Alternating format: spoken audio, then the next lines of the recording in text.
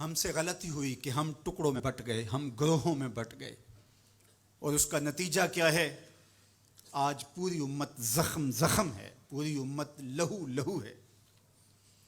کہا تمہاری ہوا اکھڑ جائے گی اگر تم نے اللہ کی رسی کو چھوڑ دیا، تم نے رسول کے دامن کو ترک کر دیا، تم گروہی تقسیمات پہ یقین رکھنے لگے، تم نے 1.5 اینٹ کی مسجد کھڑی کر لی، تم تقسیم در تقسیم کے عمل سے گزرتے رہے، تم امت سے فرقوں سے جماعتیں، جماعتوں سے لابیاں، اور لڑکتے لڑکتے تم ٹکڑے ٹکڑے ہو گئے، تم کرچی کرچی ہو گئے۔ وَكَذَلِكَ جَعَلْنَاكُمْ أُمَّةً، ہم نے تو امت بنایا تھا تمہیں، تم نے اپنے آپ کو بانٹ لیا، تم ایک دوسرے کا گریبان نوچنے لگے، تم ایک دوسرے کے جبے پھاڑنے لگے، تم ایک دوسرے کے لیے نفرتوں کے بیج بونے لگے، تمہاری زبانیں انگارے اگلنے لگیں، تم ممبر و محراب کے تقدس کو پامال کرنے لگے، تم خواہشات کے غلام بن گئے، تم آرزوؤں کے نوکر بن گئے، تم اپنے نفس کی غلامی میں آ گئے۔ تم تو غلام تھے آمنہ کے لال کے، تم نے کب سے نفس کی غلامی اختیار کر لی، تم کب سے خواہش کے نوکر بن گئے، تم کب سے نفس کے بندے بن گئے۔ تم نے امت بننا ہے، تم نے رسول اللہ کا غلام بننا ہے۔ تمہارا لب و لہجہ بتائے ہم حضور کی امتی ہیں، تمہارا طرز زندگی بتائے تم حضور کی امتی ہو۔ تم ترازو پہ کچھ تول رہے ہو تو لوگ دوسری طرف بھی منہ کر کے کھڑے ہو جائیں، یہ غلط نہیں تول سکتا، یہ امت رسول ہے۔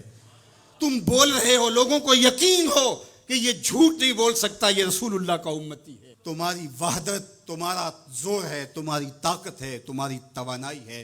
تو فرمایا وَكَذَلِكَ جَعَلْنَاكُمْ أُمَّةً، ہم نے تو امت بنایا تھا تمہیں۔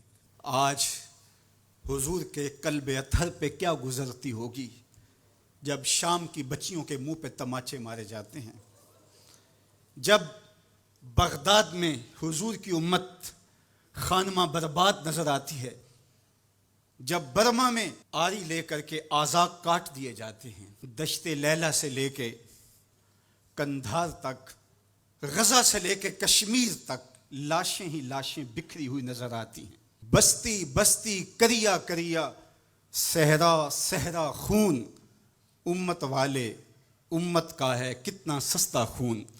شام، قدس، کشمیر اور برما، کس کس کا احوال کہوں، ہر سو زخمی، ہر سو لاشیں، ہر سو بہتا خون، امت والے امت کا ہے کتنا سستا خون۔ آج امت لہو لہو ہے، اس پوری کائنات میں 1 انچ بھی جگہ ایسی نہیں ہے جہاں آتش و آہن برستا ہو اور وہ کفار کی سرزمین ہو۔ جہاں بھی خون بہتا ہے وہ بستی مسلمانوں کی ہے، جہاں لاشیں گرتے ہیں وہ گھر مسلمانوں کا ہے، جہاں عصمتیں لٹتی ہیں وہ خطہ مسلمانوں کا ہے۔ یہ ہمارے گناہوں کی سزا ہے جو ہم کاٹنے پہ مجبور ہیں، اور جب تک ہم امت نہیں بنتے تب تک رسوائیاں ہمارا مقدر ہوں گی۔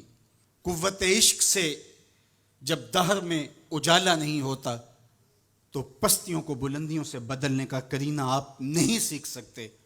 نام محمد کو تھام کر کے، امت کی وحدت کے تصور کو اجاگر کر کے، حضور کا پاکیزہ وجود جو امت کی وحدت کا ضامن ہے، اس سے بے لوث محبت کا رشتہ اور الفت کا ربط جب تک مضبوط نہیں ہوتا تب تک ہم ان مشکلات سے کبھی بھی نہیں نکل سکتے۔ 1000 فلسفے تراش لیں، 1000 منطقیں بگھار لیں، لیکن کوئی نتیجہ نہیں ہوگا۔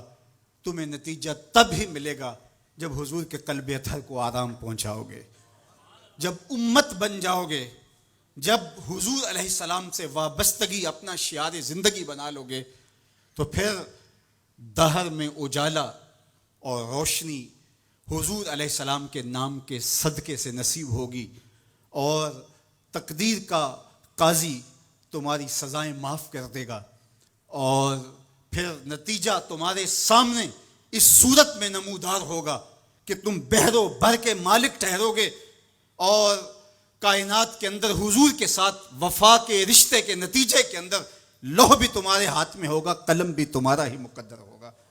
لیکن شرط یہ ہے کہ تم صحیح معنی کے اندر امت بن جاؤ. وَأَنْتُمُ الْعَالَوْنَ إِن كُنتُم مُؤْمِنِينَ. یہ میرے رب کا وعدہ ہے اور میرے رب کے وعدے سچے ہوتے ہیں. کہا تم ان کے بن کے تو دیکھو، عزت کا تاج میں تمہارے سر پہ رکھوں گا.